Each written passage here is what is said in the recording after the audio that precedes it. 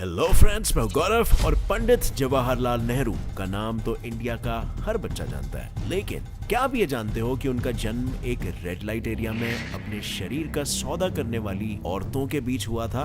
पर इसमें क्या है, कीचड़ में ही तो कमल खिलता है। अगर आप ऐसा सोच रहे हो तो जरा एक नजर इन तस्वीरों पर भी डाल लो। अब आपका क्या ख्याल है? लेकिन सिर्फ जवाहरलाल नेहरू ही नहीं, उनकी इकलौती बेटी इंदिरा नेहरू गांधी कैसे बनी, क्या इस सच का अंदाजा भी आपको है? अगर नहीं तो आज इसकी कहानी भी आप जान जाओगे। पर जिस बात से आप सबसे ज्यादा अनजान है वो ये है कि पंडित जवाहरलाल नेहरू का खानदान हिंदुओं का नहीं, असल में सुन्नी मुस्लिम्स का वंशज है। बट बात ये है ना कि आखिर फिर वो मुस्लिम से हिंदू क्यों बने या हिंदू नाम क्यों अपनाया? क्या इसके पीछे कोई गहरी वजह थी? तो चलिए आपको नेहरू और इंदिरा गांधी के परिवार के कुछ ऐसे ही संगीन, अनजान और काले राजों से रूबरू करवाता हूँ हमारे आज के इस वीडियो में, जिसका टाइटल है पंडित जवाहरलाल नेहरू और गांधी परिवार का काला सच जो देश से छुपाया गया। नंबर 1, पंडित जवाहरलाल नेहरू।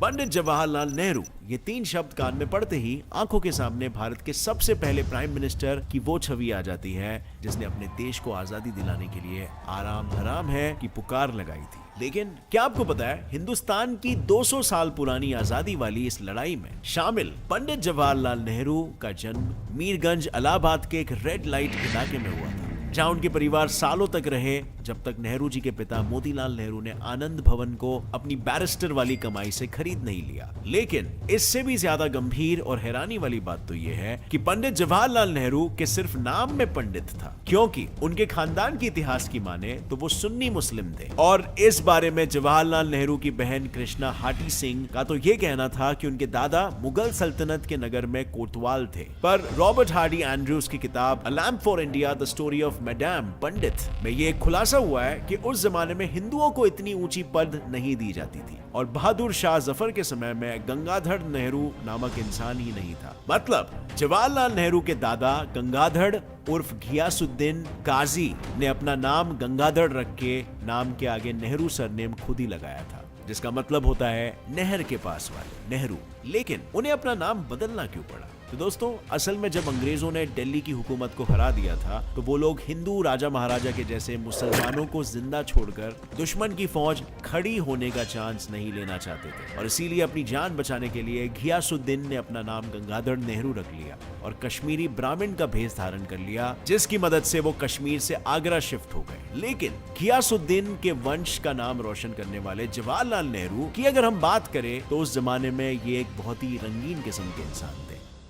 उनका अपनी पत्नी कमला नेहरू के अलावा कई और महिलाओं जैसे कि lady Edwina Mountbatten, Sarojini Naidu की बेटी पद्मजा और बनारस की श्रद्धा माता के साथ संबंध थे, ऐसा कई रिकॉर्ड्स बताते हैं। और यही उनके इसी रंगीन मिजाज की वजह से उन्हें एसटीडी जैसे सेक्सुअल बीमारी के चलते जिंदगी से हाथ धोना पड़ा था। अब फ्रेंड्स, काफी सारे रिपोर्ट्स ऐसा कहते हैं, बट काफी सारे रिपोर्ट्स ऐसा भी कहते हैं कि कॉन्स्पिरेसी थियरीज भी हो सकती है। सो ये मैं आप पर छोड़ देता हूं कि आप इस पर सर्च कर सकते हो, और अगर आपको कोई ठोस सबूत मिलता है तो नीचे डिस्क्रिप्शन में बिल्कुल शेयर करना। नंबर 2, इंदिरा गांधी और फिरोज खान। करता था सो क्यों किया, अब बारी क्यों पछताए, बोया पेड़ बाबुल का आम कहां से खाए। इस दोहे वाली बात नेहरू के परिवार के लिए बिल्कुल सच है। मतलब जिस तरह टीबी से जूझती अपनी बीवी कमला नेहरू को मौत की छाया पर छोड़कर नेहरू जी के देश और दुनिया की अनगिनत रंगों में रंगरालियां मनाने के किस्से हैं, उसी तरह उनकी इकलौती बेटी इंदिरा गांधी के भी आज कई सारे किस्से दुनिया भर में मशहूर हैं। अगर अमेरिका की जानी मानी लेखिका कैथरीन फ्रैंक की किताब the life of Indira Nehru Gandhi, जिसमें उन्होंने इंदिरा गांधी की प्रेम प्रसंगों की बातें बताई है, उसकी अगर हम माने तो इंदिरा का शांति निकेतन में पढ़ाई के दौरान उनके जर्मन टीचर के साथ संबंध था, जिसके चलते रविंद्रनाथ टैगोर ने इंदिरा को वहां से निकाल तक दिया। पर सिर्फ जर्मन टीचर ही नहीं, कैथरीन की किताब में उनके M.O. मैथिया यानी अपने पिता के सेक्रेटरी, धीरेन्द्र ब्रह्मचारी यानी उनके योगा टीचर और फॉरेन मिनिस्टर दिनेश सिंह के साथ भी अफेयर बताए गए हैं। और इन बातों में कितनी सच्चाई है और कितनी बातें बेफिजूल की है, इसका फैसला मैं आप ही पर छोड़ देता हूं, क्योंकि हर किसी का अपना राय है इस पर। हालांकि हमेशा अपने घर से दूर रही, अपने पिता और बीमारी की हालत से लड़ती अपनी माँ के बीच इंदिरा बचपन से ही बहुत अकेली थी और इसी अकेलेपन का फायदा फिरोज खान, जो आनंद भवन में जरूरी चीजों के साथ शराब पहुंचाने का काम करते थे, उन्होंने उठाया, ऐसा लोगों का कहना है। मतलब फिरोज खान ने अकेली इंदिरा को सहानुभूति देकर उन्हें अपने प्यार में ऐसा फंसाया कि इंदिरा ने फिरोज से लंदन के मस्जिद में निकाह कर ली। पर इस बात का पता चलते ही नेहरू बहुत नाराज हुए, लेकिन वो कुछ कर बैठे। इससे पहले महात्मा गांधी, जो नेहरू के करीबी दोस्त थे और जिन्हें फिरोज खान अपना आदर्श मानते थे, उन्होंने नेहरू और फिरोज दोनों को समझाया और फिरोज को तो उन्होंने अपना सरनेम बदलने की सलाह तक दे दी थी, जिससे वो बिना अपना धर्म बदले आसानी से लोगों के आक्रोश से बच सकते थे। तो बस फिरोज खान बन गए फिरोज गांधी और उन्होंने हिंदू धर्म से एक बार फिर इंदिरा से शादी करके उसे इंदिरा गांधी का नाम दे दिया।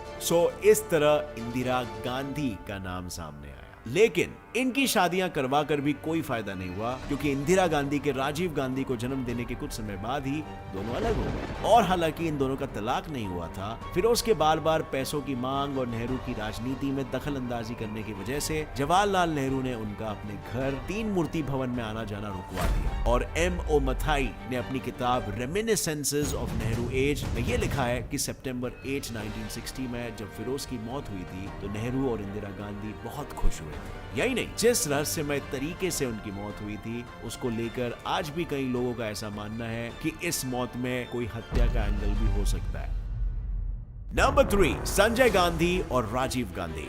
अब फ्रेंड्स, फिरोज गांधी अकेले नहीं थे जिन्होंने इंदिरा गांधी को धमकियां दी थी। इंदिरा गांधी के अपने बेटे संजय गांधी भी अपनी मां को अपने गुनाहों पर पर्दा डालकर खुद को बचाने के लिए धमकियां दिया करते थे। और पता है, संजय गांधी का नाम पहले संजय नहीं, अपने बड़े भाई राजीव से मिलता जुलता यानी संजीव गांधी था। लेकिन एक बार संजीव गांधी लंदन पुलिस द्वारा इंग्लैंड में कार की चोरी के केस में पकड़े गए थे और इस केस में वो ऐसे फंसे थे कि उनका पासपोर्ट तक जब्त हो गया। हालांकि अपने नाना और मां के पावर के चलते उन्हें लंदन और भारत के हाई कमिश्नर कृष्ण मेनन ने बिना देरी के छुड़वा लिया, लेकिन इनका नाम संजीव गांधी नए पासपोर्ट के चलते संजय गांधी हो गया। मतलब पीढ़ी दर पीढ़ी नेहरू से लेकर गांधी परिवार के चिराग अपने नाम ऐसे बदल लेते हैं जैसे गंजी बनियान बदल रहे हो। पर आखिर इंदिरा गांधी संजय के काले करतूतों के बावजूद चुपचाप तमाशा क्यों देख रही थी? पता है, क्योंकि संजय गांधी को अपने असली पिता का नाम पता चल चुका था, यानी संजय गांधी फिरोज गांधी के बेटे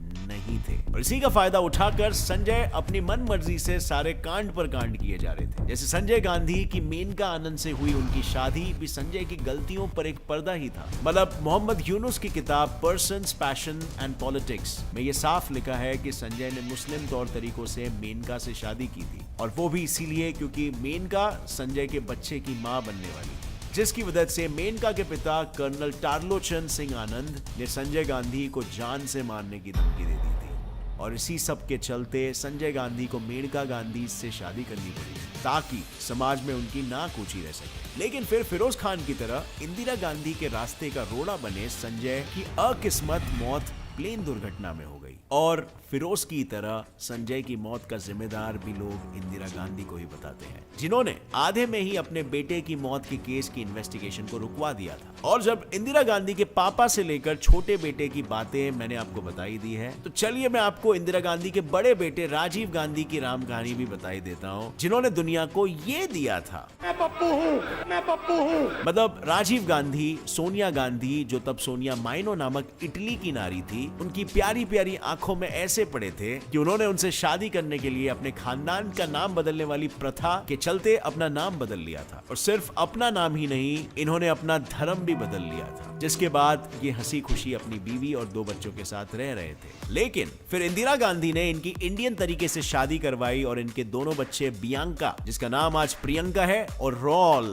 जिसे हम राहुल गांधी बुलाते हैं, ये नाम रख दिया। मतलब नाम बदलना तो इनके खानदान का फेवरेट टाइम पास है। अब फ्रेंड्स, यहाँ पर भी काफी सारे रिपोर्ट्स ऐसा कहते हैं, बट काफी सारे ऐसे भी कहते हैं, इस डायरेक्शन में भी दर्शाते हैं कि कॉन्स्पिरेसी थियरीज हो सकती है। सो इस पर भी अगर आपको कुछ इनसाइट्स मिलता है तो नीचे कमेंट्स में वो बता सकते हो, और आइए ढूंढते हैं कि क्या ये सच है कि ये कॉन्स्पिरेसी थियरीज है। अब आपको मैंने इनकी कहानी तो सुना दी है, लेकिन अब आपकी बारी है। आप मुझे ये बताओ कि गांधी परिवार के इस काले सच में किस सच ने आपके होश उड़ा दिए? I mean, इतने बार नाम बदलने का मतलब क्या होता है भाई? ऐसा लगता नहीं आपको कि दाल में कुछ तो काला है। वीडियो से कुछ नया जानने मिला तो एक लाइक जरूर ठोकना। अगर ऐसे इंटरेस्टिंग इन्फॉर्मेटिव वीडियोस आप आगे भी देखना चाहते हो तो अभी चैनल को सब्सक्राइब कर लो और बेल नोटिफिकेशन ऑन कर लो ताकि आगे आने वाली हमारी कोई भी वीडियो की अपडेट आप मिस ना कर सको। With that said, as always, stay curious, keep learning and keep growing. Jai Hind!